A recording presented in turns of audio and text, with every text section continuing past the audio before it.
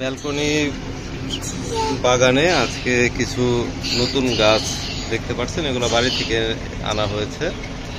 ফুল আছে, আর এখানে এটা তো হচ্ছে রোজ ক্যাকটাস, অরেঞ্জ কালার, আর এটা রেড কালার রোজ ক্যাকটাস। এটা রেড না, পিঙ্ক কালার।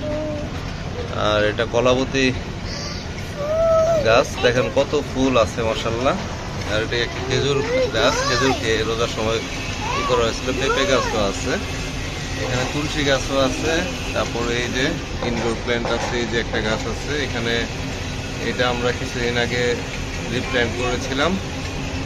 এখানে লিলি আছে, লিলির থেকে বীজগুলো নিয়ে নিয়েছি।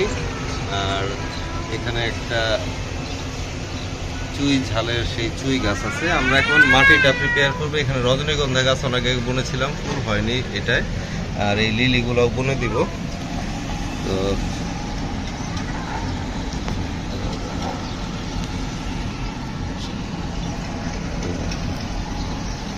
মাটিটা আগে প্রিপেয়ার করতেছি। এই মাটিটা ভালো, এই টবের মাটিটা।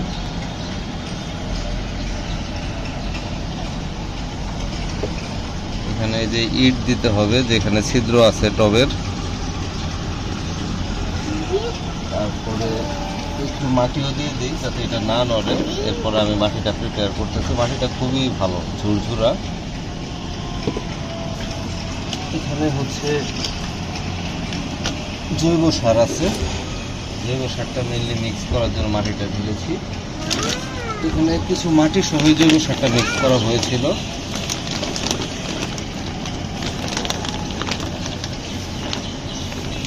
সেটাকে আবার মিক্স করতেছি।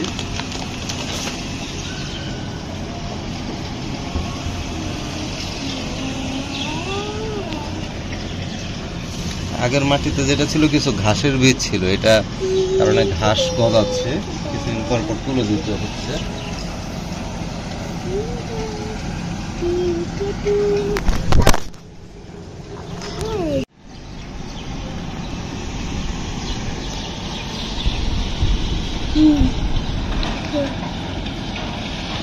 মিক্স মোটামুটি হয়ে গেছে। এটাকে আমরা এখন এখানে দিচ্ছি।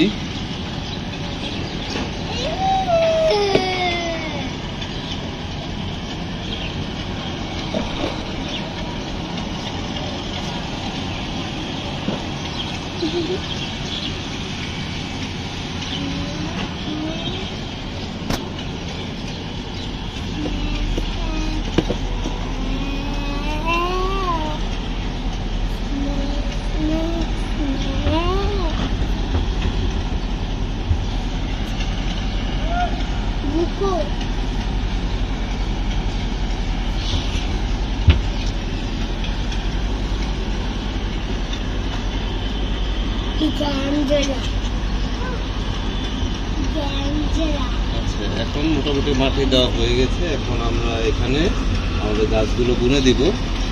প্রথমে আমরা রজনীগন্ধা গাছটাই আবার রিপ্ল্যান্ট করতেছি, যেহেতু এটা এখানে ছিল। এক পাশে দিচ্ছি রজনীগন্ধা। এই গাছটার গোড়াটা ভেঙে ফেলেছে।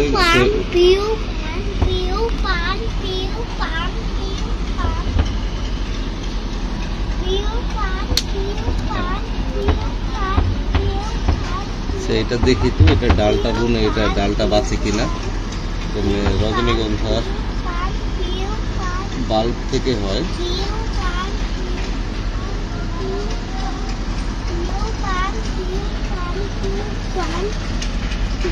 আচ্ছা, আমরা এখানে একটা অ্যালোভেরার একটা অংশ বুনে দিচ্ছি। এটাও হয় কিনা দেখার বিষয়। এটা একটু নষ্ট হয়ে গেছে অ্যালোভেরাটা, আর একটু উপরে দিতে হবে।